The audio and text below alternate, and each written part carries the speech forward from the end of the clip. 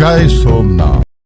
કોડીનારથી મોટા સમાચાર સામે આવી રહ્યા છે। કોડીનારના મિતિયાજમાં સમાજવાડીને સમસ્યારૂપ વડલાનું વૃક્ષ હટાવવા માંગ કરવામાં આવી છે। ગ્રામજનોએ વિશાળ રેલી યોજી આવેદન આપ્યું હતું। કામગીરીના કરાઈ માંગ। મિતિયાજ ગામે કારડિયા રાજપૂત સમાજ વંડી આવેલા ત્યાં અડીને એક પ્રાચીન વડલાનું ઝાડ આવેલું છે, જેમના મૂળિયા સમાજની બિલ્ડિંગમાં અને મેદાનની દિવાલમાં આવે છે, જેથી 2023થી હટાવવા અનેક વખત રજૂઆત કરવામાં આવી હતી। અનેક વખત કલેક્ટરના સ્વાગત કાર્યક્રમમાં પણ આ પ્રશ્નો મૂકવામાં આવ્યા હતા, પણ મંજૂરી મળે કે પંચાયત દ્વારા હટાવવામાં આવે। પંચાયતની સભામાં પણ મંજૂર થયું, પરંતુ ગમે તે કારણ વડલો હટાવવામાં આવતો નથી। આ વખતે પણ સ્વાગત કાર્યક્રમમાં પ્રશ્ન મૂકેલો છે।